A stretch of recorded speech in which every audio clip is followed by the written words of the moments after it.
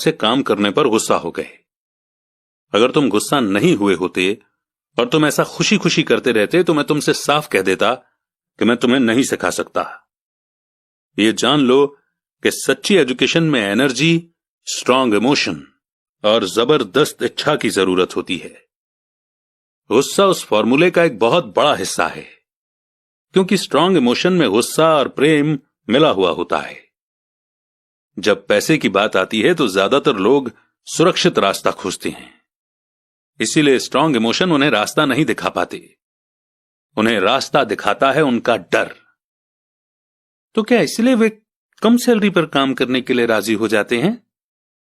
हां, कुछ लोग कहते हैं कि मैं लोगों का शोषण करता हूं, क्योंकि मैं उन्हें उतनी सैलरी नहीं देता जितनी उन्हें प्लांटेशन या गवर्नमेंट की तरफ से मिलती है। मैं यही कहना चाहता हूं कि लोग खुद अपना शोषण करते हैं। डरते वे हैं, मैं नहीं। पर क्या आपको नहीं लगता कि आपको उन्हें ज्यादा सैलरी देनी चाहिए? मुझे ज्यादा देने की जरूरत ही नहीं है, और इसके अलावा ज्यादा पैसा मिलने से उनकी समस्या नहीं सुलझेगी। अपने डैडी को ही देख लो, वे बहुत सा पैसा कमाते हैं और फिर भी वे अपने बिल नहीं चुका पाते। दुनिया में ऐसे बहुत से लोग हैं जिन्हें अगर ज्यादा पैसा मिल जाए तो वे ज्यादा कर्ज में डूब जाएंगे। तो इसी कारण आपने मुझे 10 सेंट हर घंटे की सैलरी दी, मैंने मुस्कुराते हुए कहा। यह सबक का हिस्सा था। बिल्कुल सही। देखो, तुम्हारे डैडी स्कूल गए और उन्होंने बहुत बढ़िया एजुकेशन इसलिए हासिल की ताकि उन्हें अच्छी सैलरी वाला जॉब मिल सके, जो उन्हें मिल गई। पर आज भी उनके पास पैसे की तंगी है। ऐसा इसलिए है क्योंकि उन्होंने स्कूल में पैसे के बारे में कुछ भी नहीं सीखा, और सबसे बड़ी बात यह है कि वे पैसे के लिए काम करने में भरोसा करते हैं। और आप नहीं करते? नहीं, सच पूछा जाए तो बिल्कुल नहीं। अगर तुम पैसे के लिए काम करना सीखना चाहते हो तो स्कूल में ही रहो। यह सीखने के लिए उससे बढ़िया जगह कोई नहीं है। पर अगर तुम यह सीखना चाहते हो कि पैसा तुम्हारे लिए किस तरह काम करे, तो यह मैं तुम्हें सिखा सकता हूं, पर तभी जब तुम सीखना चाहो। क्या हर कोई यह नहीं सीखना चाहता? मैंने पूछा। नहीं, सिर्फ इसलिए क्योंकि पैसे के लिए काम करना ज्यादा आसान है, खासकर तब जब पैसे के बारे में आपकी बेसिक भावना डर हो। मैं समझ नहीं पाया, मैंने त्योरियां चढ़ाकर कहा। उसकी चिंता फिलहाल मत करो। अभी इतना ही समझ लो कि डर के कारण ही ज्यादातर लोग अपनी जॉब कर रहे हैं। अपने बिल ना चुका पाने का डर, जॉब से निकाल दिए जाने का डर, खुद के पास काफी पैसा न होने का डर, एक बार फिर से शुरू करने का डर। यह किसी बिजनेस को सीखने और पैसे के लिए काम करने की कीमत है। ज्यादातर लोग पैसे के गुलाम बन जाते हैं और फिर वे अपने बॉस पर अपनी भड़ास निकालते हैं। तो आपकी नजर में पैसे से अपने लिए काम करवाना एक बिल्कुल अलग मुद्दा है? बिल्कुल, अमीर डैडी ने जवाब दिया, बिल्कुल। शनिवार की उस खुशनुमा सुबह हवाई में हम लोग चुपचाप बैठे रहे। मेरे दोस्त उस समय लिटिल लीग बेसबॉल गेम शुरू कर ही रहे होंगे, पर किसी वजह से मैं खुश था कि मैंने 10 सेंट हर घंटे के हिसाब से काम करने का फैसला किया था। मुझे लगा था कि मैं कुछ ऐसा सीखने जा रहा था जो मेरे दोस्त स्कूल में कभी नहीं सीख पाएंगे। सीखने के लिए तैयार? अमीर डैडी ने पूछा। बिल्कुल, मैंने दांत निकालकर कहा। मैंने अपना वादा निभाया है। मैंने तुम्हें दूर बैठे बैठे भी सिखाया है। 9 साल की उम्र में तुम्हें इस बात का पता चल चुका है कि पैसे के लिए काम करना कैसा होता है। अपने पिछले महीने को 50 सालों से मल्टीप्लाई कर लो और तुम्हें इस बात का अंदाजा हो जाएगा कि ज्यादातर लोगों की जिंदगी किस तरह गुजरती है। मैं समझ नहीं पाया। जब तुम मुझसे मिलने के लिए लाइन में इंतजार कर रहे थे तो तुम्हें कैसा लग रहा था? एक बार नौकरी के लिए और दूसरी बार सैलरी बढ़वाने के लिए? भयानक, मैंने कहा। और तुम्हें तब कैसा लगा था जब मिसेस मार्टिन ने तुम्हारे हाथ में 3 घंटे के काम के लिए 3 सिक्के थमाए थे? मुझे लगा था यह काफी नहीं है। मुझे लग रहा था कि यह कुछ भी नहीं है। मैं निराश हुआ था। और यही ज्यादातर एम्प्लॉयज को लगता है जब वे अपनी सैलरी के चेक को देखते हैं, खासकर तब जब उससे टैक्स और बाकी कटौतियां कर ली जाती हैं। कम से कम तुम्हें तो पूरी सैलरी मिलती थी, उन्हें तो पूरी सैलरी भी नहीं मिलती। आपका मतलब है कि ज्यादातर एम्प्लॉयज को पूरी सैलरी नहीं मिलती है? मैं हैरान था। नहीं, गवर्नमेंट हमेशा अपना हिस्सा पहले ही ले लेती है। गवर्नमेंट ऐसा कैसे करती है? मैंने पूछा। टैक्स। जब आप कमाते हैं तो आप पर टैक्स लगता है, जब आप खर्च करते हैं तो आप पर टैक्स लगता है, जब आप बचाते हैं तो आप पर टैक्स लगता है, और जब आप मर जाते हैं तो भी आप पर टैक्स लगता है। लोग गवर्नमेंट को ऐसा क्यों करने देते हैं? अमीर लोग ऐसा नहीं करने देते, अमीर डैडी ने मुस्कुराकर कहा, पर गरीब और मिडिल क्लास लोग ऐसा करने देते हैं। मैं दावा करता हूं कि मैं तुम्हारे डैडी से ज्यादा कमाता हूं, पर वे ज्यादा टैक्स चुकाते हैं। यह कैसे संभव है? मैंने पूछा। 9 साल का बच्चा इस अजीब आंकड़े को नहीं समझ पा रहा था। कोई आदमी गवर्नमेंट को ऐसा करने की इजाजत कैसे दे सकता है? अमीर डैडी चुपचाप बैठे रहे। मैं समझ गया कि वे चाहते थे कि मैं सुनूं, न कि उनसे फालतू के सवाल करूं। आखिर मैं शांत हो गया। जो मैंने सुना था वो मुझे अच्छा नहीं लगा था। मैं जानता था कि मेरे डैडी हमेशा टैक्स का रोना रोते रहते थे, पर दरअसल इस बारे में वो कुछ भी नहीं कर पाते थे। क्या जिंदगी उन्हें धक्का दे रही थी? अमीर डैडी मेरी तरफ देखते हुए अपनी कुर्सी में धीमे धीमे और खामोशी से हिलने लगे। सीखने के लिए तैयार? उन्होंने पूछा। मैंने अपना सिर धीमे से हिलाया। जैसा मैंने कहा, सीखने के लिए बहुत कुछ है। पैसे से अपने लिए काम कैसे करवाया जाए, यह जिंदगी भर चलने वाली पढ़ाई है। ज्यादातर लोग 4 साल के लिए कॉलेज जाते हैं और उनकी पढ़ाई पूरी हो जाती है।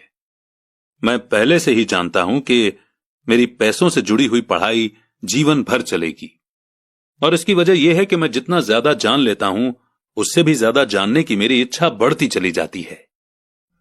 ज्यादातर लोग इस सब्जेक्ट को कभी नहीं पढ़ते।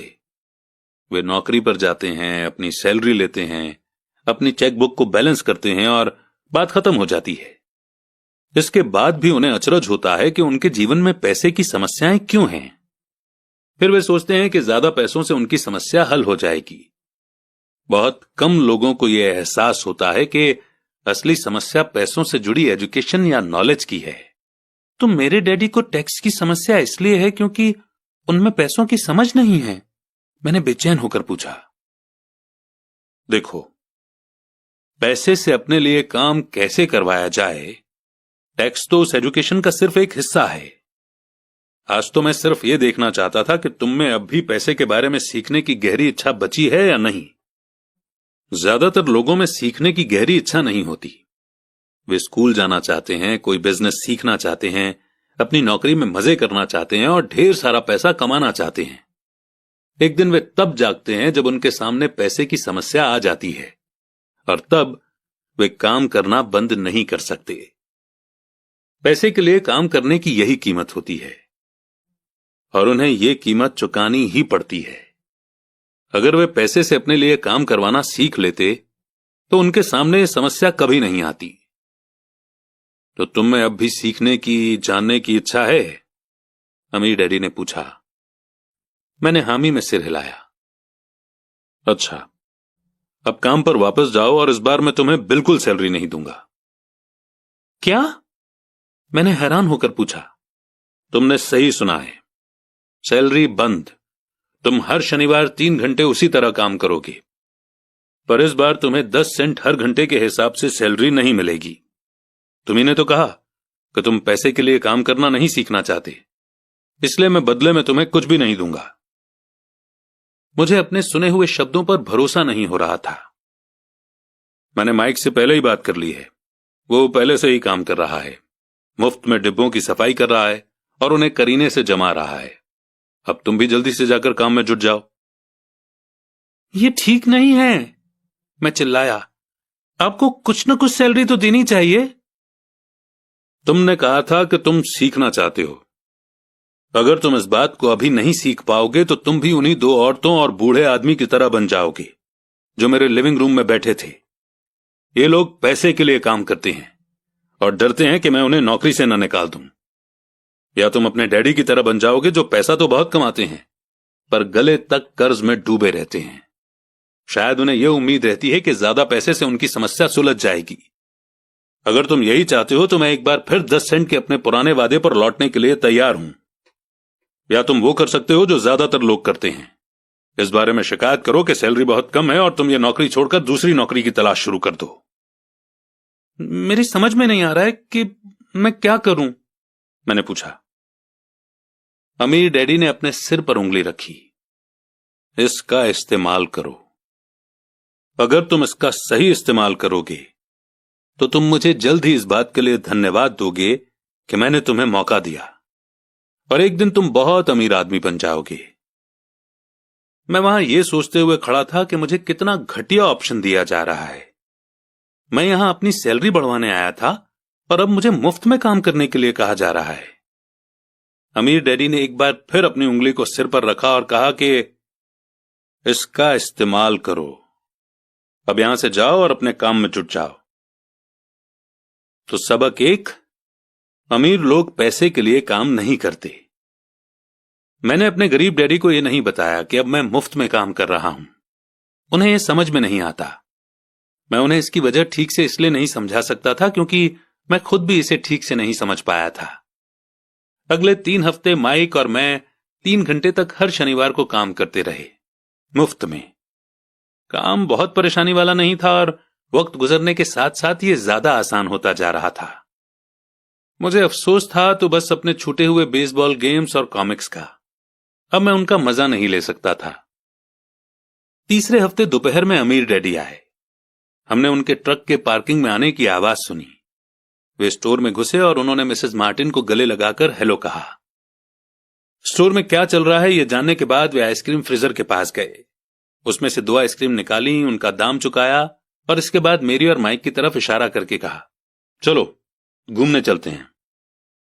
हम सड़क के पार गए, कुछ कारों को चकमा दिया और एक बड़े घास के मैदान में टहलने लगे जहां कुछ बड़े लोग सॉफ्टबॉल खेल रहे थे। दूर की पिकनिक टेबल पर बैठकर उन्होंने माइक और मुझे आइसक्रीम दी। कैसा चल रहा है? बढ़िया, माइक ने कहा। मैंने सहमति में सिर हिलाया। कुछ और सीखा? अमीर डैडी ने पूछा। माइक और मैंने एक दूसरे की तरफ देखा, अपने कंधे उचकाए और अपने सिर को नामे एक साथ हिलाया। और अब जो हम सबक सीखने वाले थे वो ये था, जिंदगी के सबसे बड़े जाल से बचना। अच्छा यह होगा कि तुम बचपन से ही यह सोचना शुरू कर दो। तुम अब जिंदगी के सबसे बड़े सबक को देख रहे हो। अगर तुम इस सबक को सीख लेते हो तो तुम बहुत ज्यादा आजादी और सुरक्षा भरी जिंदगी का सुख ले सकते हो। अगर तुम ये सबक नहीं सीख पाते हो तो तुम भी मिसेस मार्टिन और इस पार्क में खेल रहे ज्यादातर लोगों की तरह ही बन जाओगे। वे बहुत ज्यादा मेहनत करते हैं पर उसके बदले में उन्हें बहुत कम पैसे मिलते हैं। वे नौकरी की सुरक्षा के मोह में फंसे रहते हैं। हर साल मिलने वाली 3 हफ्ते की छुट्टियों और 45 साल तक काम करते रहने के बाद मिलने वाली थोड़ी सी पेंशन का सपना देखते रहते हैं। अगर इस तरह की जिंदगी जीने में तुम्हें सुख मिलता है तो मैं तुम्हारी सैलरी बढ़ाकर 25 सेंट हर घंटा कर सकता हूं। पर ये लोग अच्छे लोग हैं और मेहनती भी हैं, फिर आप उनका मजाक क्यों उड़ा रहे हैं? मैंने पूछा। अमीर डैडी के चेहरे पर मुस्कान आ गई। मिसेस मार्टिन मेरे लिए मेरी मां जैसी हैं। मैं इतना कठोर नहीं हो सकता कि उनका मजाक उड़ाऊं। यह कठोर लगता जरूर है क्योंकि मैं तुम दोनों के सामने सिचुएशन साफ करना चाहता हूं, और वो भी आसान शब्दों में। मैं तुम्हारे नजरिए को बड़ा करना चाहता हूं ताकि तुम कुछ आगे भी देख सको, दूर तक देख सको। ज्यादातर लोगों को आगे देखने का फायदा कई बार सिर्फ इसलिए नहीं मिलता क्योंकि उनके देखने का दायरा बहुत छोटा होता है। ज्यादातर लोग जिस जाल में फंसे हुए हैं वे उसे देख ही नहीं पाते। माइक और मैं वहां पर सोचते हुए बैठे रहे क्योंकि हम उनकी बातों का मतलब पूरी तरह से नहीं समझ सके थे। उनकी बातें सुनने में कठोर और कड़वी लग रही थी, पर हम ये भी जानते थे कि वे हमें कुछ सिखाने की काफी कोशिश कर रहे थे। मुस्कुराहट के साथ अमीर डैडी ने कहा, क्या 25 सेंट हर घंटे का ऑफर अच्छा नहीं लगा? क्या इससे दिल की धड़कन तेज नहीं हुई? मैंने अपना सिर ना में हिलाया, जबकि असल में ऐसा ही हुआ था। 1 घंटे काम के बदले 25 सेंट मेरे हिसाब से बहुत बढ़िया सौदा था। अच्छा, मैं तुम्हें 1 घंटे के $1 दूंगा, अमीर डैडी ने शरारत भरी मुस्कान के साथ कहा। अब मेरा दिल तूफान मेल की तरह दौड़ रहा था। मेरा दिमाग चीख चीख कर कह रहा था कि इनकी बात मान लो, मान लो। मुझे अपने कानों पर भरोसा नहीं हो रहा था, पर फिर भी मैं चुप रहा। अच्छा, $2 हर घंटे के? मुझे ऐसा लगा जैसे मेरे छोटे से 9 साल के पुराने दिमाग में किसी ने बम फोड़ दिया हो। 1956 में $2 हर घंटे की कमाई मुझे दुनिया का सबसे अमीर बच्चा बना देती। मैं इतना सारा पैसा कमाने की कल्पना भी नहीं कर सकता था। मैं हां कहना चाहता था, मैं सौदा पक्का करना चाहता था। मुझे नई साइकिल दिख रही थी, नए बेसबॉल के ग्लव्स दिख रहे थे। मेरे पास कड़क नोट देखकर मेरे दोस्तों की जलन और तारीफ भी मुझे साफ दिख रही थी। सबसे बड़ी बात तो यह थी कि जिम्मी और उसके अमीर दोस्त मुझे फिर कभी गरीब नहीं कह सकते थे। पर किसी वजह से मैं खामोश खड़ा रहा। हो सकता है कि मेरे दिमाग में गर्मी बढ़ जाने से उसका फ्यूज उड़ गया हो, पर मन ही मन मैं $2 हर घंटे का ऑफर मानने के लिए बेताब था। आइसक्रीम पिघल चुकी थी और मेरे हाथ पर बह रही थी। आइसक्रीम की डंडी खाली थी और इसके नीचे वेनिला और चॉकलेट के टुकड़े थे, जिसके मजे चींटियां ले रही थी। अमीर डैडी हम दोनों बच्चों को देख रहे थे, जो आंखें फाड़कर और खाली दिमाग से उन्हें घूर रहे थे। उन्हें मालूम था कि वे हमारा टेस्ट ले रहे हैं, और वे ये भी जानते थे कि हमारे दिल का एक कोना उस ऑफर को मानने के लिए बेताब हो रहा होगा। वो जानते थे कि हर इंसान की आत्मा का एक हिस्सा कमजोर और जरूरतमंद होता है, जिसे खरीदा जा सकता है, और वो ये भी जानते थे कि हर इंसान की आत्मा का एक हिस्सा मजबूत और पक्के इरादों वाला होता है, जिसे कभी नहीं खरीदा जा सकता। असली सवाल यह था कि इनमें से कौन सा हिस्सा ज्यादा ताकतवर है। उन्होंने अपनी जिंदगी में हजारों लोगों की परीक्षा ली थी। जब वे नौकरी मांगने के लिए आए लोगों का इंटरव्यू लेते थे, तो वे हर बार आत्माओं की परीक्षा लेते थे। अच्छा, $5 हर घंटे? अचानक मेरे अंदर शांति छा गई। कुछ था जो बदल गया था। ऑफर बहुत ही बड़ा था और मूर्खता से भरा लग रहा था। 1956 में गिने चुने लोगों को $5 हर घंटे से ज्यादा मिलता होगा। लालच खत्म हो गया था और इसकी जगह शांति ने ले ली थी। धीमे से मैं अपनी बाईं तरफ खड़े माइक की तरफ मुड़ा। उसने भी मेरी तरफ देखा। मेरी आत्मा का जो हिस्सा कमजोर और जरूरतमंद था, वो खामोश हो चुका था।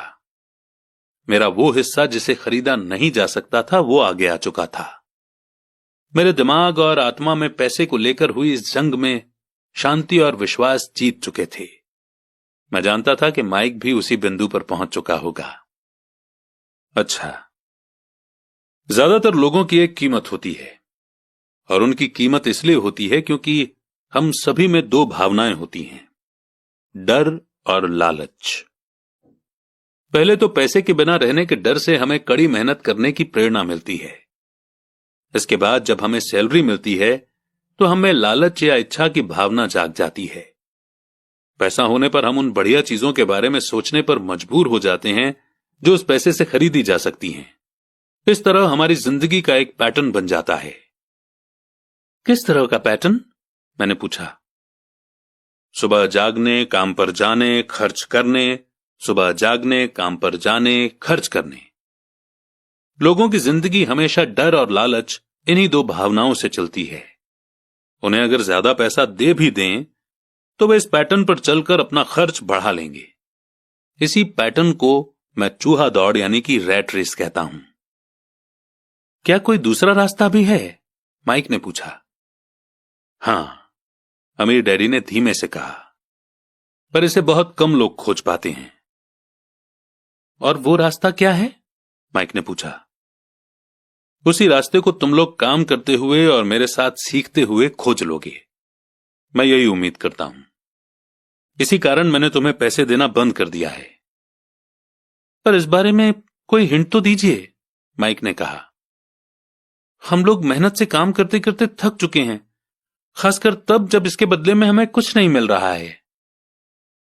पहला कदम तो यह है कि तुम लोग सच बोलो, अमीर डैडी ने कहा। हम लोग झूठ नहीं बोल रहे हैं, मैंने कहा। मैंने कब कहा कि तुम लोग झूठ बोल रहे हो? मैं तो यह कह रहा हूं कि सच्ची बात कह देनी चाहिए, अमीर डैडी ने जवाब दिया। किस बारे में? मैंने पूछा। इस बारे में कि तुम लोगों को कैसा लग रहा है। तुम्हें यह किसी और से कहने की जरूरत नहीं है, सिर्फ अपने आप से सच बोलो। आपके कहने का मतलब यह है कि इस पार्क में मौजूद आपके लिए काम करने वाले लोग, मिसेस मार्टिन, ये सब लोग ऐसा नहीं करते? मुझे ऐसा ही लगता है। इसके बजाय उन्हें हमेशा पैसा नहीं होने का डर सताता रहता है। उस डर का सामना करने के बजाय, सोचने के बजाय, ये लोग सिर्फ रिएक्ट करते रहते हैं। इस दौरान वे दिल से काम लेते हैं, दिमाग से नहीं। अमीर डैडी ने अपने सिर पर उंगली ठोकते हुए कहा। फिर उनके हाथ में कुछ पैसे आ जाते हैं और उनमें खुशी, इच्छा और लालच की भावनाएं जाग जाती हैं। और एक बार फिर वे दिमाग से सोचने के बजाय दिल से काम करने लगते हैं। तो वे दिल से यानी अपनी भावनाओं से सोचते हैं, माइक ने कहा। बिल्कुल ठीक। वे इस बारे में सच नहीं बताते कि उन्हें कैसा लग रहा है। वे अपनी भावना से काम करते हैं और दिमाग से सोचने का कष्ट नहीं उठाते। उन्हें डर लगता है कि वे नौकरी करने जाते हैं और आशा करते हैं कि ज्यादा पैसा आने से उनका डर दूर हो जाएगा, पर ऐसा नहीं होता है। वही पुराना डर उन्हें फिर से सताने लगता है। वे फिर से नौकरी करने जाते हैं और फिर आशा करते हैं कि पैसा उनके डर को कम कर देगा, पर ऐसा नहीं होता। डर के कारण ही वे नौकरी के जाल में फंसे रहते हैं। पैसा कमाते हैं, काम करते हैं, पैसा कमाते हैं और आशा करते हैं कि डर से उनका पीछा छूट जाएगा। पर हर रोज जब वे उठते हैं तो उनका पुराना डर भी उनके साथ उठता है। वही पुराना डर करोड़ों लोगों को रात भर जगाता है और उनकी रात बहुत चिंता और परेशानी में गुजरती है। इसलिए वो उठते हैं, काम पर जाते हैं और यह आशा करते हैं कि सैलरी के चेक से उनके दिल को कुतरने वाले इस डर को वे मौत के घाट उतार देंगे। सच बात तो यह है कि पैसा उनकी जिंदगी को चला रहा है, पर वे इस बारे में कभी सच नहीं बोलते हैं। पैसे ने उनकी भावनाओं पर कब्जा कर लिया है और उनकी आत्माओं पर भी। ये कहकर अमीर डैडी खामोश हो गए ताकि उनके शब्दों में छुपा संदेश हमारे अंदर चला जाए। माइक और मैंने उनकी बातें सुनी थीं, पर हम उनका मतलब पूरी तरह से नहीं समझ पाए थे। मुझे अक्सर यह हैरानी होती थी कि लोगों को ऑफिस जाने की इतनी जल्दी क्यों होती है। उन्हें अपनी नौकरी में खास मजा नहीं आता था और वे कभी खुश भी नहीं दिखते थे। फिर क्या वजह थी जो उन्हें जल्दी ऑफिस जाने के लिए मोटिवेट करती थी? जब अमीर डैडी ने देख लिया कि हम जितना समझ सकते थे हमने उतना समझ लिया है, तो उन्होंने आगे कहा, मैं ये चाहता हूं कि तुम लोग इस जाल से बचो। दरअसल मैं तुम्हें यही सिखाना चाहता हूं। मेरा मकसद तुम्हें सिर्फ अमीर बनना सिखाना नहीं है, क्योंकि अमीर बनने से समस्या नहीं सुलझेगी। अमीर बनने से समस्या नहीं सुलझेगी? मैंने आश्चर्य से पूछा। बिल्कुल नहीं। मुझे दूसरी भावना, इच्छा के बारे में अपनी बात पूरी करने दो। कुछ लोग इसे लालच कहते हैं, पर मैं इसे इच्छा कहना ज्यादा पसंद करता हूं। यह बुरा नहीं है कि हम किसी बेहतर, ज्यादा सुंदर, ज्यादा सुखद या रोमांचक चीज की इच्छा रखें। लोग इच्छा होने की वजह से भी पैसे के लिए काम करते हैं। उन्हें सुख के लिए भी पैसों की जरूरत होती है, क्योंकि वे मानते हैं कि पैसे से सुख खरीदा जा सकता है। पर पैसा जो खुशी देता है वो अक्सर पल भर की होती है। उन्हें ज्यादा खुशी, ज्यादा आनंद, ज्यादा आराम या ज्यादा सुरक्षा हासिल करने के लिए और ज्यादा पैसे की जरूरत होती है। इसीलिए वे काम करते रहते हैं और ये सोचते रहते हैं कि पैसा डर और लालच से परेशान उनकी आत्माओं को शांत कर देगा। पर पैसा ये काम नहीं कर सकता। अमीर होने के बाद भी नहीं? माइक ने पूछा। हां, अमीर होने के बाद भी नहीं। दरअसल बहुत से अमीर लोग इच्छा के कारण नहीं बल्कि डर के कारण अमीर होते हैं। वे सचमुच सोचते हैं कि दौलत हो तो पैसे न होने का डर, गरीब होने का डर खत्म हो जाता है।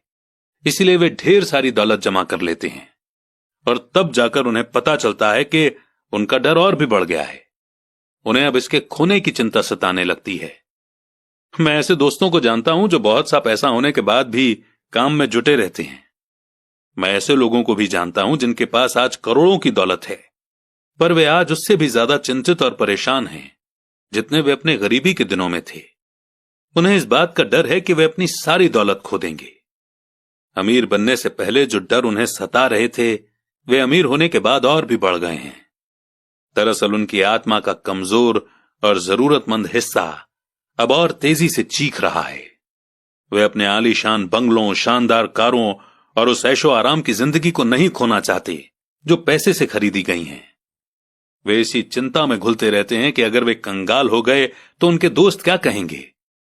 इसी चिंता की वजह से कई लोग तो न्यूरोटिक और फ्रस्ट्रेट हो चुके हैं। हालांकि वे अमीर दिखते हैं और उनके पास पहले से ज्यादा पैसा है। तो क्या गरीब आदमी ज्यादा सुखी होता है? मैंने पूछा। नहीं, मेरे हिसाब से तो नहीं होता। पैसे से दूर रहना भी उतना ही बड़ा पागलपन है जितना कि उसके पीछे भागना। उसी समय कस्बे का एक पागल आदमी हमारी मेज के पास से गुजरा और कूड़ेदान के पास रुककर उसमें कुछ ढूंढने लगा, जैसे उसे किसी ने समझाकर भेजा हो। चर्चा के इस मोड़ पर हम तीनों उसकी हरकतों को दिलचस्पी के साथ देख रहे थे, जबकि इससे पहले हमने उसे नजरअंदाज कर दिया होता। अमीर डैडी ने अपने पर्स में से $1 निकाला और उस पागल बूढ़े को अपने पास आने का इशारा किया। पैसा देखते ही वो तुरंत चला आया। उसने पैसे लिए और अमीर डैडी को ढेर सारी दुआएं दी, पर अपनी अच्छी किस्मत पर खुश होकर वो जल्दी से चला गया। इसमें और मेरे ज्यादातर एम्प्लॉयज में बहुत फर्क नहीं है। मैं ऐसे बहुत से लोगों से मिला हूं जो कहते हैं, अरे मुझे पैसे में कोई रुचि नहीं है, फिर भी वे हर रोज 8 घंटे की नौकरी पर जाते हैं। ये तो सच्चाई को नकारना है। अगर उन्हें पैसे में रुचि नहीं है तो वे नौकरी पर क्यों जाते हैं? इस तरह की सोच पागलपन की सोच है। उस कंजूसी भरी सोच से भी ज्यादा पागलपन की जिसमें कोई आदमी पैसे पर कुंडली मारकर बैठ जाता है। जब मैं वहां अपने अमीर डैडी की बात सुन रहा था तब मेरे दिमाग में यह ख्याल आ रहा था कि मेरे गरीब डैडी 1000 बार यह कह चुके थे कि मुझे पैसों में कोई रुचि नहीं है। वे ऐसा अक्सर कहा करते थे। वे खुद की असली भावनाओं को छुपाने के लिए हमेशा यह भी कहा करते थे कि मैं इसलिए काम करता हूं क्योंकि मुझे अपना काम बहुत पसंद है। तो हमें क्या करना चाहिए? यही कि हम पैसे के लिए काम नहीं करें जब तक कि हमारे मन से डर और लालच की भावनाएं पूरी तरह से न निकल जाएं। नहीं, उसमें तो बहुत सा समय बर्बाद हो जाएगा। भावनाओं के कारण ही तो हम इंसान हैं। इन्हीं के कारण हमारी हस्ती है। भावना शब्द का मतलब है चलायमान ऊर्जा, यानी कि मूविंग एनर्जी। अपनी भावनाओं के बारे में ईमानदार रहो। अपने दिमाग और अपनी भावनाओं का इस्तेमाल अपने सपोर्ट में करो, न कि अपने विरोध में, यानी कि न कि अपने अगेंस्ट। आहा, माइक ने कहा। अगर तुम्हें मेरी बात समझ में नहीं आई हो तो इस बारे में चिंता मत करो। आगे आने वाले सालों में तुम्हें इसका मतलब समझ में आ जाएगा। अपनी भावनाओं पर रिएक्ट करने के बजाय उन्हें एनालाइज करने की कोशिश करो। ज्यादातर लोग ये नहीं जानते कि वे अपने दिमाग से सोचने के बजाय अपने दिल की भावनाओं से सोचते हैं। आपकी भावनाएं तो आपकी रहेंगी ही, पर आपको अपने दिमाग से सोचना भी आना चाहिए, क्योंकि दिमाग को सोचने के लिए ही बनाया गया है। क्या आप मुझे इसका कोई एग्जाम्पल दे सकते हैं? मैंने पूछा। क्यों नहीं? जब कोई आदमी यह कहता है कि मुझे नौकरी खोजने की जरूरत है, तो इस बात की बहुत संभावना है कि उसकी भावनाएं फैसला कर रही हैं। इस विचार का असली कारण है पैसा न होने का डर। पर अपनी जिंदगी चलाने के लिए लोगों को पैसे की जरूरत तो पड़ती ही है, मैंने कहा। बिल्कुल पड़ती है। अमीर डैडी मुस्कुराए। मैं सिर्फ ये कह रहा हूं कि उनके डर के कारण उनके मन में यह विचार आता है। मैं समझ नहीं पाया, माइक ने कहा। अगर आपके मन में पैसे की कमी का डर जाग जाए तो तुरंत नौकरी के लिए दौड़ मत लगाइए, ताकि कुछ रुपयों के सहारे उस डर को मार दिया जाए। इसके बजाय खुद से यह सवाल पूछिए, क्या लंबे समय में इस डर का सबसे बढ़िया इलाज नौकरी है? मेरे ख्याल से इसका जवाब नहीं में होता है, खासकर जब आप किसी आदमी की पूरी जिंदगी को देखते हैं। नौकरी लॉन्ग टर्म प्रॉब्लम का शॉर्ट टर्म सॉल्यूशन है। पर मेरे डैडी हमेशा कहा करते हैं, स्कूल में पढ़ो, अच्छे नंबर लाओ, ताकि तुम्हें एक सुरक्षित और अच्छी नौकरी मिल सके। मैंने हड़बड़ी में बोल ही दिया, हां, मैं समझ सकता हूं कि वे ऐसा क्यों कहते हैं। अमीर डैडी ने मुस्कुराकर कहा, ज्यादातर लोग ऐसी ही सलाह देते हैं और ज्यादातर लोगों के लिए यह एक अच्छा विचार होता है, पर लोगों की सलाह के पीछे भी डर छुपा होता है। आपका मतलब यह है कि मेरे डैडी ऐसा इसलिए कहते हैं क्योंकि वे डरे हुए हैं?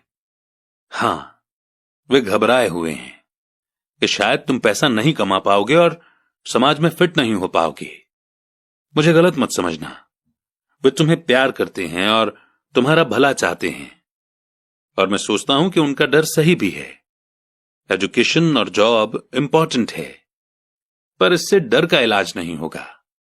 वही डर जो उन्हें सुबह उठकर कुछ रुपए कमाने के लिए पुश करता है, उसी डर के कारण वे तुम्हारे स्कूल जाने पर इतना जोर देते हैं। तो आपकी सलाह क्या है?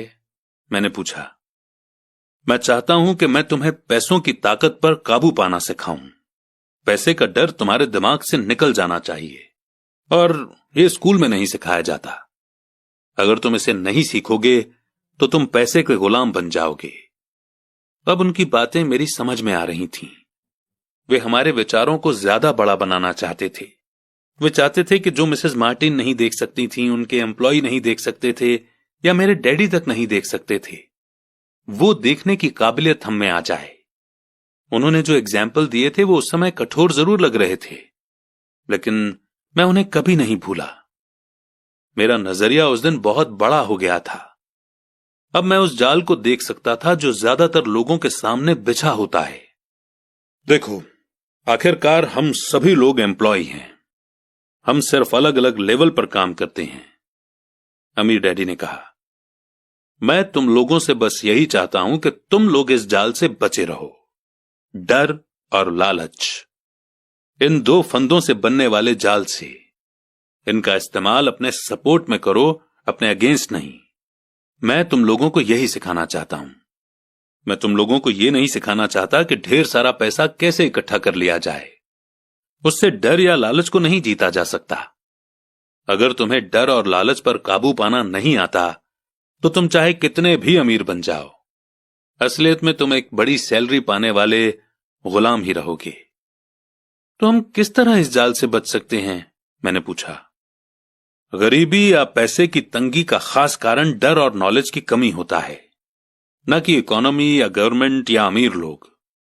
यह खुद का ओढ़ा हुआ डर या अज्ञान होता है जो लोगों को इस जाल में फंसाए रखता है। इसीलिए तुम बच्चों को स्कूल जाना चाहिए और अपने कॉलेज की पढ़ाई पूरी करनी चाहिए। मैं तुम लोगों को यह जरूर सिखाऊंगा कि इस जाल से कैसे बचा जा सकता है। पहेली के टुकड़े अब सामने आ चुके थे। मेरे पढ़े लिखे डैडी के पास बड़ी डिग्रियां थीं और एक बढ़िया करियर भी था, पर स्कूल ने उन्हें कभी यह नहीं सिखाया कि पैसे या अपने डर को किस तरह काबू में रखा जाता है। अब मैं समझ चुका था कि मैं अपने दोनों डैडियों से अलग अलग लेवल पर अहम बातें सीख सकता हूं। तो आप पैसा न होने के डर के बारे में बात कर रहे थे। पैसे की इच्छा किस तरह हमारी सोच पर असर डालती है? माइक ने पूछा। तुम्हें तब कैसा महसूस हुआ था जब मैंने तुम्हारी सैलरी बढ़ाने का लालच दिया था? क्या तुमने देखा था कि तुम्हारी इच्छाएं किस तरह बढ़ रही थीं? हमने अपने सिर हिलाकर हामी भरी, पर तुमने अपनी भावनाओं के सामने हार नहीं मानी, और इस कारण तुम लोगों ने जल्दबाजी में काम नहीं लिया। इससे तुम्हें सोचने का वक्त मिल गया। पर सबसे जरूरी है, हम में हमेशा डर और लालच की भावनाएं रहेंगी। इसी पल से तुम लोगों के लिए यह सबसे इंपॉर्टेंट है कि तुम इन भावनाओं का इस्तेमाल अपने सपोर्ट में करो और लंबे समय तक ऐसा करो।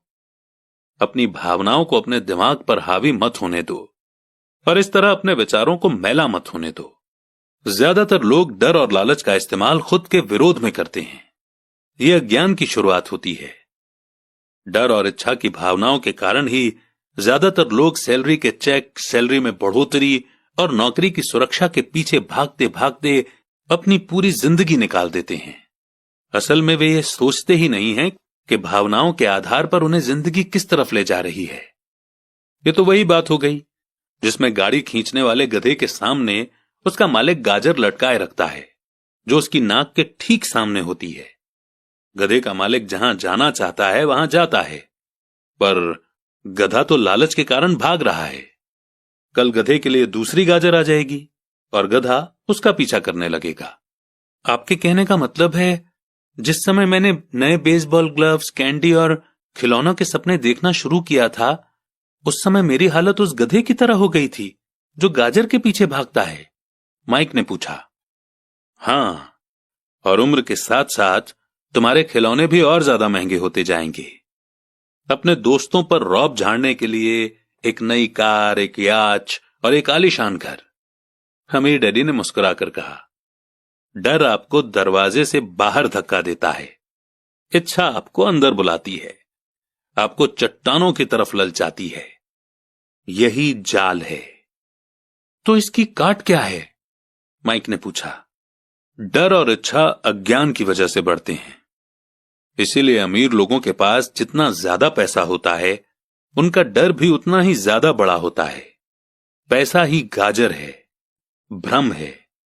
अगर गधा पूरी तस्वीर देख सकता तो शायद वो गाजर का पीछा करने के अपने फैसले पर दोबारा सोचता। अमीर डैडी ने आगे ये समझाया कि आदमी की जिंदगी अज्ञान और ज्ञान के बीच होने वाला संघर्ष है। उन्होंने बताया कि एक बार कोई आदमी खुद के बारे में ज्ञान की खोज करना बंद कर देता है तो उसकी जिंदगी में अज्ञान घुस जाता है। ये संघर्ष हर पल होता है। इसीलिए हमें यह फैसला करना है, यह सीखना है कि अपने दिमाग को खुला रखा जाए या इसे बंद कर लिया जाए।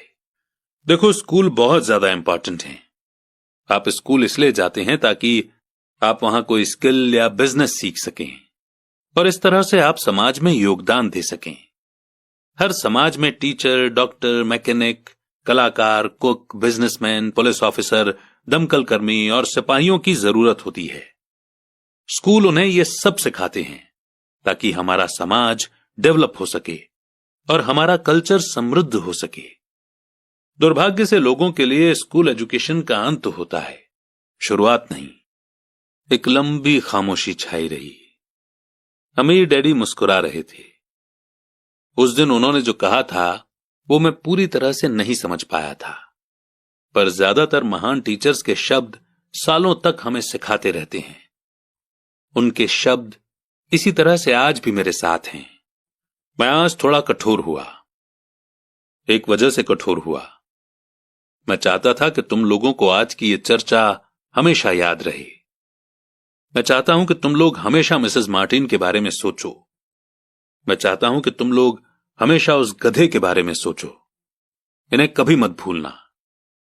अगर तुमने अपनी समझदारी से उन्हें काबू में नहीं किया तो डर और लालच की तुम्हारी दोनों भावनाएं तुम्हें जिंदगी के सबसे बड़े जाल में फंसा सकती हैं। अपनी जिंदगी को डरते डरते गुजारना, अपने सपनों को पूरा न करना निर्दयता है। यह भी निर्दयता है कि पैसे के लिए कड़ी मेहनत की जाए और यह सोचा जाए कि पैसे से खरीदी चीजें सुख दे सकती हैं। बिल चुकाने के डर से घबराकर आधी रात को जागना जीने का एक भयानक तरीका है। सैलरी के हिसाब से जिंदगी जीना भी कोई जीना है। यह सोचना कि कोई नौकरी आपको सुरक्षा का एहसास दे सकती है, खुद से झूठ बोलना है। यह कठोरता है और यही वो जाल है जिससे मैं तुम्हें बचाना चाहता हूं। मैंने देखा है कि पैसा किस तरह से लोगों की जिंदगियों को चलाता है। ऐसा अपने साथ मत होने देना। भगवान के लिए पैसे को अपनी जिंदगी मत चलाने देना। हमारी मेज के नीचे सॉफ्ट बॉल आ गई। अमीर डैडी ने उसे उठाया और वापस खिलाड़ियों के पास फेंक दिया। तो अज्ञान का लालच और डर से क्या ताल्लुक है? मैंने पूछा। यह पैसे का ही अज्ञान है जिसकी वजह से इतना लालच और डर पैदा होता है। मैं तुम्हें कुछ एग्जाम्पल देता हूं। एक डॉक्टर जो अपने परिवार को ज्यादा खुशी देना चाहता है, अपनी फीस बढ़ा देता है। उसकी फीस बढ़ने की वजह से हेल्थ फैसिलिटी हर एक के लिए महंगी हो जाती है। अब इससे गरीब लोगों को सबसे ज्यादा नुकसान पहुंचता है। इसीलिए गरीब लोगों की हेल्थ अमीर लोगों से ज्यादा बुरी होगी। अब क्योंकि डॉक्टरों ने अपनी फीस बढ़ा दी है, इसीलिए वकील भी अपनी फीस बढ़ा देते हैं। क्योंकि वकीलों ने अपनी फीस बढ़ा दी है, इसलिए स्कूल के टीचर भी अपनी सैलरी बढ़वाना चाहते हैं, जिसके कारण हमारा टैक्स बढ़ता है और यह सिलसिला कभी ना खत्म होने वाला बनकर रह जाता है। जल्द ही अमीर और गरीब लोगों के बीच इतना बड़ा गैप हो जाएगा कि प्रलय आ जाएगी और एक और महान सिविलाइजेशन धराशायी हो जाएगी। महान सिविलाइजेशन तभी बर्बाद हुई हैं जब अमीरों और गरीबों के बीच का फर्क बहुत ज्यादा हो जाता है।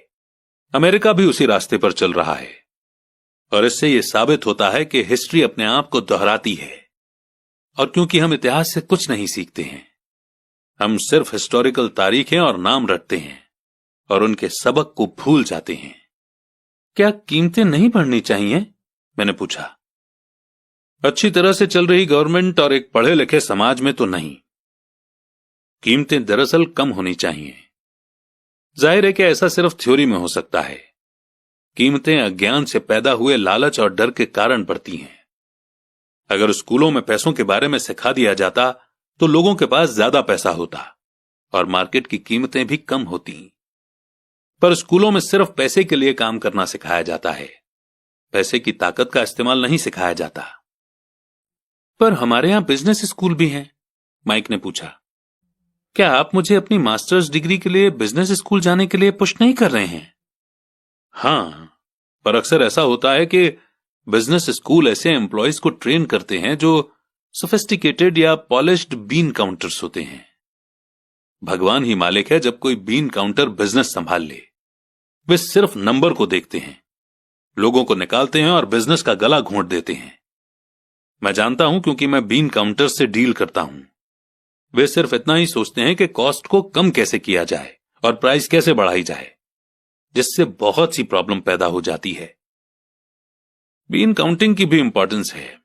मैं सोचता हूं कि ज्यादा लोगों को इसके बारे में जानना चाहिए, पर यह भी पूरी तस्वीर नहीं दिखाती। अमीर डैडी ने गुस्से में कहा। तो फिर क्या इसका कोई हल है? माइक ने पूछा। हां, सोचने के लिए अपनी भावनाओं का इस्तेमाल करना सीखो। अपनी भावनाओं में बहकर मत सोचो। जब तुम लोग फ्री में काम करने के लिए तैयार हो गए थे तो तुमने अपनी भावनाओं को काबू में रखना सीख लिया था। तभी मैं समझ गया था कि तुमसे उम्मीद की जा सकती है। जब मैंने तुम्हें ज्यादा सैलरी का लालच दिया तब तुमने एक बार फिर अपनी भावनाओं की बात नहीं मानी। तुम स्ट्रॉन्ग इमोशन के खिलाफ सोचना सीख रहे थे। यह पहला कदम था। यह कदम इतना इंपॉर्टेंट क्यों है? मैंने पूछा। यह तुम अपने आप जान जाओगे। अगर तुम सीखना ही चाहते हो तो मैं तुम लोगों को ब्रायर पैच में ले जाऊंगा। यह वो जगह है जिससे लोग बचते हैं। मैं तुम्हें उस जगह पर ले जाऊंगा जहां जाने में ज्यादातर लोगों को डर लगता है। अगर तुम मेरे साथ जाओगे तो तुम्हारे मन से पैसे के लिए काम करने का ख्याल निकल जाएगा। इसके बजाय तुम ये सीखोगे कि पैसे से कैसे काम लिया जा सकता है। अगर हम आपसे सीखने के लिए तैयार होते हैं तो हमें क्या मिलेगा? मैंने पूछा। वही जो ब्रायर रैबिट को मिला था, अमीर डैडी ने कहा। टार बेबी से आजादी। क्या ऐसा कोई ब्रायर पैच होता है? मैंने पूछा। हां, डर और लालच ही ब्रायर पैच हैं। अपने डर से पीछा छुड़ाकर अपने लालच का सामना करके अपनी कमजोरियों और जरूरतों को पहचान कर ही हम बाहर निकलने के रास्ते तक पहुंच सकते हैं। और बाहर निकलने का रास्ता हमारे दिमाग से होकर गुजरता है, सही विचारों यानी थॉट्स को चुनने से। विचारों को चुनने से? माइक ने आश्चर्य से पूछा। हां, इस विचार को चुनकर कि हम क्या सोचेंगे, बजाय इसके कि हम अपनी भावनाओं में बहकर लगातार रिएक्ट करते रहें। सुबह उठने और काम पर जाने से ही आपकी प्रॉब्लम नहीं सुलझ जाती, क्योंकि बिल चुकाने के लिए पैसा न होने का डर आपको सताता रहेगा। सोचने से आपको खुद से एक सवाल पूछने का समय मिलता है। इस तरह का सवाल कि क्या इस प्रॉब्लम का सबसे बढ़िया सॉल्यूशन इस पर और ज्यादा मेहनत करना है? ज्यादातर लोग इतनी बुरी तरह घबराए हुए होते हैं कि वे खुद को आपको असली बात नहीं बताते हैं कि उन पर डर हावी हो रहा है। और नतीजा यह निकलता है कि वे सोच ही नहीं पाते। इसके बजाय वो दरवाजे से बाहर दौड़ लगा देते हैं। टार बेबी हावी हो जाता है।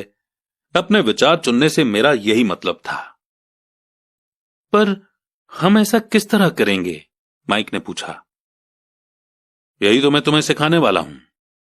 मैं तुम्हें यह सिखाऊंगा कि तुम्हारे पास चुनने के लिए ऑप्शन होने चाहिए, ताकि तुम हड़बड़ी में काम करने से बच सको। जैसे अपनी सुबह की कॉफी पीकर दरवाजे से बाहर दौड़ लगाने की आदत से। मैंने तुमसे जो पहले कहा था उसे याद रखो। जॉब लॉन्ग टर्म प्रॉब्लम का शॉर्ट टर्म सॉल्यूशन है। ज्यादातर लोगों के दिमाग में सिर्फ एक प्रॉब्लम होती है, और यह थोड़े समय की होती है। यह प्रॉब्लम होती है महीने के आखिर में चुकाए जाने वाले बिल, यानी टार बेबी। अब पैसा उनकी जिंदगी चलाता है, या मैं ये कहूं कि पैसे को लेकर उनका डर और अज्ञान उनकी जिंदगी को चलाते हैं। तो वे वही करते हैं जो उनके मां बाप ने किया था। सुबह उठो और पैसे के लिए काम करो।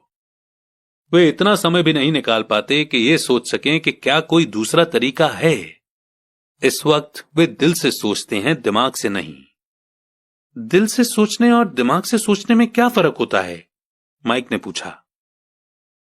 अमीर डैडी ने जवाब दिया, मैं इस तरह की बातें अक्सर सुनता हूं। हर आदमी को काम करना पड़ता है। अमीर लोग अत्याचार करने वाले होते हैं। मैं दूसरी जॉब ढूंढ लूंगा, मेरी सैलरी बढ़नी चाहिए। आप इस तरह से मेरा शोषण नहीं कर सकते। या फिर मैं इस जॉब को इसलिए पसंद करता हूं क्योंकि यह सेफ है। इसके बजाय हमें यह कहना चाहिए, क्या यहां ऐसा कुछ है जो मुझे नहीं मिल रहा है? इस तरह भावना पर बेस्ड हमारे थॉट्स की जंजीर टूट जाएगी और हमें ज्यादा अच्छे तरीके से सोचने का मौका मिल जाएगा। मुझे मानना ही पड़ेगा कि मेरे लिए यह सबक एक महान सबक साबित हुआ। यह जानना कि कब कोई आदमी दिल से बोल रहा है और कब दिमाग से, किसके शब्दों में भावनाएं छुपी हुई हैं और किसके शब्दों में थॉट, यह एक ऐसा सबक था जो जिंदगी भर मेरे काम आया। खासतौर पर तब जब मैं अपने दिल से यानी अपनी भावनाओं से बोल रहा था, न कि अपने विचारों या दिमाग से। जब हम स्टोर की तरफ वापस मुड़े तो अमीर डैडी ने यह कहा, अमीर लोग हकीकत में पैसा बनाते हैं, वे इसके लिए काम नहीं करते। उन्होंने यह भी बताया कि 5 सेंट के जिंक के सिक्के बनाते समय जब माइक और मैं ये सोच रहे थे कि हम पैसे बना रहे थे, तो हमारे विचार उसी रास्ते पर चल रहे थे जिस पर अमीर लोग चलते हैं। दिक्कत सिर्फ इतनी सी थी कि ऐसा करना इलीगल था। गवर्नमेंट और बैंकों के लिए ऐसा करना लीगल है, पर हमारे लिए नहीं। उन्होंने यह भी बताया कि पैसा कानूनी यानी लीगल और गैर कानूनी यानी कि इलीगल दोनों ही तरीकों से कमाया जा सकता है। अमीर डैडी ने हमें बाद में यह समझाया कि अमीर लोग जानते हैं कि कैसे पैसा एक भ्रम है, जो हकीकत में गधे के सामने लटकी गाजर की तरह होता है। पैसों के भ्रम के कारण जो डर और लालच पैदा होता है, उसकी वजह से ही अरबों खरबों लोग ये सोचते रहते हैं कि पैसा ही असली चीज है। पैसा दरअसल एक माया जाल है। पब्लिक के अज्ञान और भरोसे के भ्रम की वजह से ही ताश के पत्तों का यह महल खड़ा रह पाता है। सच कहा जाए तो गधे की गाजर पैसों से ज्यादा कीमती है। उन्होंने अमेरिका के गोल्ड स्टैंडर्ड के बारे में भी बात की और यह बताया कि हर डॉलर का नोट असल में चांदी का सर्टिफिकेट है। उन्हें इस अफवाह से चिंता हो रही थी कि किसी दिन हम लोग गोल्ड स्टैंडर्ड को छोड़ देंगे और हमारे डॉलर चांदी के सर्टिफिकेट नहीं रहेंगे। जब ऐसा होगा बच्चों, तो कयामत आ जाएगी। गरीब, मिडिल क्लास और नासमझ लोगों की जिंदगी इसीलिए बर्बाद हो जाएगी क्योंकि वो ये भरोसा करते रहेंगे कि पैसा ही असली चीज है और वे जिस कंपनी के लिए काम करते हैं वो कंपनी या गवर्नमेंट उनका ध्यान रखेगी। उनकी बातें उस दिन हमें समझ में नहीं आ रही थी, पर सालों बाद जाकर मुझे यह समझ में आया कि यह बड़े पते की बात थी। वो देखना जो दूसरे नहीं देख पाते। जब वे अपने पिकअप ट्रक में चढ़े तो उन्होंने कहा, काम करते रहो बच्चों, पर जितनी जल्दी तुम सैलरी की जरूरत को भूल जाओगे, तुम्हारी आगे की जिंदगी उतनी ही आसान हो जाएगी। अपने दिमाग का इस्तेमाल करो, मुफ्त में काम करो और जल्दी ही तुम्हारा दिमाग तुम्हें पैसे कमाने के दूसरे तरीके बता देगा। उन तरीकों से तुम इस जॉब से ज्यादा कमा लोगे। तुम ऐसी चीजें देख पाओगे जो दूसरे लोग कभी नहीं देख पाते। मौका उनकी नाक के नीचे होता है, फिर भी ज्यादातर लोग इन मौकों को कभी नहीं देख पाते। इसका कारण यह है कि वे पैसा और सिक्योरिटी ढूंढते रहते हैं, इसलिए उन्हें यही मिलता है। जिस वक्त तुम एक मौका भांपने में कामयाब हो जाओगे, उसके बाद तुम जिंदगी भर का मौका भांप सकते हो। जिस वक्त तुम ऐसा कर लोगे, मैं तुम लोगों को कुछ और बातें सिखाऊंगा। इस बात को ध्यान से समझ लो, ताकि तुम जिंदगी के सबसे बड़े जाल से बच सको। वो टार बेबी तुम्हें कभी नहीं छू पाएगी। माइक और मैंने स्टोर से अपनी चीजें उठाई और मिसेस मार्टिन से गुड बाय कहा।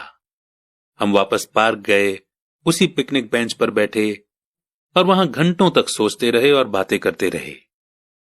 हमने अगला हफ्ता स्कूल में इसी बारे में सोचते और बातें करते हुए बिताया। 2 हफ्तों तक हम लोग सोचते रहे, बातें करते रहे और मुफ्त में काम करते रहे। दूसरे शनिवार के आखिर में मैं मिसेस मार्टिन से एक बार फिर से गुड बाय कर रहा था और कॉमिक बुक स्टैंड को लालच भरी नजर से देख रहा था। हर शनिवार 30 सेंट न मिलने में सबसे दुख की बात यह थी कि मेरे पास कॉमिक्स खरीदने के लिए बिल्कुल भी पैसे नहीं होते थे। अचानक जब मिसेस मार्टिन मुझे और माइक को गुड बाय कर रही थीं, मैंने उन्हें एक ऐसा काम करते हुए देखा जो इसके पहले कभी नहीं देखा था। मेरा मतलब है कि मैंने इसके पहले उन्हें ऐसा करते देखा तो था, पर उस पर कभी ध्यान नहीं दिया था। मिसेस मार्टिन ने कॉमिक्स के पहले पेज को आधा काटा और उसे संभालकर अपने पास रख लिया। बाकी की बुक को उन्होंने एक बड़े से ब्राउन कार्डबोर्ड के डिब्बे में डाल दिया। जब मैंने उनसे पूछा कि वे इन कॉमिक्स का क्या करती हैं, तो उन्होंने कहा कि मैं उन्हें फेंक देती हूं। जब वो नई कॉमिक्स लाता है तो मैं ऊपर के आधे कवर को क्रेडिट के लिए कॉमिक बुक डिस्ट्रीब्यूटर को दे देती हूं। वो 1 घंटे में आने ही वाला है। माइक और मैंने 1 घंटे तक इंतजार किया। जल्दी ही वो डिस्ट्रीब्यूटर आया और मैंने उससे पूछा कि क्या हमें कॉमिक्स मिल सकती हैं। इस पर उसने जवाब दिया कि आपको मिल सकती हैं अगर आप इस स्टोर में काम करते हैं और अगर आप ये वादा करें कि आप उन्हें नहीं बेचेंगे। हमारी पार्टनरशिप एक बार फिर कायम हो गई थी। माइक की मम्मी ने बेसमेंट में हमें एक खाली कमरा दे दिया जो उनके किसी काम नहीं आता था। हमने उसकी सफाई करके उसमें सैकड़ों कॉमिक्स जमा कर ली। जल्दी ही हमारी कॉमिक्स लाइब्रेरी लोगों के लिए खोल दी गई। माइक की छोटी बहन को पढ़ने का बहुत शौक था, इसलिए हमने उसे अपना लाइब्रेरियन बना दिया। लाइब्रेरी में आने और कॉमिक्स पढ़ने के लिए वो हर बच्चे से 10 सेंट लेती थी। स्कूल खत्म होने के बाद हर दोपहर 2:30 से 4:30 बजे तक लाइब्रेरी खुलती थी। पड़ोस के बहुत से बच्चे इसके कस्टमर बन गए थे और वे जितनी कॉमिक्स पढ़ना चाहते थे 2 घंटे में पढ़ सकते थे। ये उनके लिए बढ़िया सौदा था, क्योंकि एक कॉमिक्स की कीमत 10 सेंट होती थी और 2 घंटे में वे 5 या 6 कॉमिक्स पढ़ लेते थे। माइक की बहन लौटते समय बच्चों की तलाशी लेती थी और ये देख लेती थी कि वे अपने कपड़ों में कॉमिक्स छुपाकर तो नहीं ले जा रहे हैं। वो इस बात का रिकॉर्ड भी रखती थी कि हर रोज कितने बच्चे आए, उनका नाम क्या था और उनके सुझाव क्या थे। माइक और मुझे 3 महीने तक हर हफ्ते एवरेज में $9.5 का फायदा हुआ। हमने उसकी बहन को हर हफ्ते $1 का पेमेंट किया और उसे मुफ्त में कॉमिक्स पढ़ने का फायदा भी दिया। हालांकि वो कॉमिक्स कभी कभार ही पढ़ती थी, क्योंकि वो हमेशा ही अपनी पढ़ाई में लगी रहती थी। माइक और मैं डील के मुताबिक हर शनिवार स्टोर में काम करते रहे। साथ ही हम अलग अलग दुकानों से कॉमिक्स इकट्ठी करते रहे। हमने वादे के मुताबिक कॉमिक्स नहीं बेची थी। जब कोई कॉमिक फट जाती थी तो हम उसे जला देते थे। हमने इसकी एक ब्रांच खोलने की भी कोशिश की, लेकिन हमें माइक की बहन की तरह मेहनती और भरोसेमंद लाइब्रेरियन नहीं मिला। बहुत कम उम्र में ही हमने ये जान लिया था कि अच्छे स्टाफ को खोजना कितना मुश्किल होता है। लाइब्रेरी खुलने के 3 महीने बाद हमारी लाइब्रेरी में एक प्रॉब्लम आ गई। दूसरे मोहल्ले के कुछ गुंडे अंदर घुस आए और उन्होंने झगड़ना शुरू कर दिया। माइक के डैडी ने सुझाव दिया कि हम अपना बिजनेस अब बंद कर दें। तो इस तरह हमारा कॉमिक्स का धंधा बंद हो गया और हमने कन्वीनियंस स्टोर पर हर शनिवार काम करना भी बंद कर दिया। फिर भी अमीर डैडी एक्साइटेड थे, क्योंकि उनके पास ऐसी बहुत सी नई बातें थीं जो वे हमें सिखाना चाहते थे। वे खुश थे, क्योंकि हमने उनके पहले सबक को इतनी अच्छी तरह से सीख लिया था। हमने ये भी सीख लिया था कि पैसे से अपने लिए काम कैसे करवाया जाता है। स्टोर में काम करने के बदले पैसा नहीं मिलता था, इसीलिए हमें मजबूरन अपनी इमेजिनेशन पर जोर डालना पड़ा ताकि हम पैसा कमाने का कोई दूसरा तरीका ढूंढ सकें। कॉमिक्स लाइब्रेरी हमारा अपना बिजनेस था। हमारा पैसा हमारे कंट्रोल में था और हम किसी मालिक के मोहताज नहीं थे। इसमें सबसे अच्छी बात यह थी कि हमारे बिजनेस से हमें तब भी पैसा मिलता था जब हम वहां खुद मौजूद नहीं होते थे। उस समय हम पैसे के लिए काम नहीं करते थे, बल्कि हमारा पैसा हमारे लिए काम करता था। ज्यादा सैलरी देने के बजाय अमीर डैडी ने हमें इतनी बढ़िया एडवाइस दे दी थी। और इसी के साथ ही बेहद इंपॉर्टेंट चैप्टर यहीं पर समाप्त होता है। इसके बाद बढ़ेंगे अगले चैप्टर की ओर और लेसन नंबर 2 की तरफ कि पैसे की समझ क्यों सिखाई जानी चाहिए। चैप्टर 3 लेसन 2 पैसे की समझ क्यों सिखाई जानी चाहिए। 1990 में मेरे सबसे अच्छे दोस्त माइक ने अपने डैडी का लंबा चौड़ा बिजनेस संभाल लिया है और उसे अपने डैडी से ज्यादा कामयाबी मिल रही है। हम एक दूसरे से साल में सिर्फ 1 या 2 बार गोल्फ कोर्स पर मिलते हैं। वो और उसकी पत्नी इतने ज्यादा अमीर है कि आप इसकी कल्पना भी नहीं कर सकते।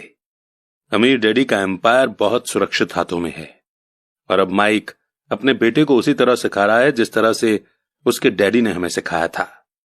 1994 में मैं 47 साल की उम्र में रिटायर हो गया और मेरी पत्नी किम उस वक्त 37 साल की थी।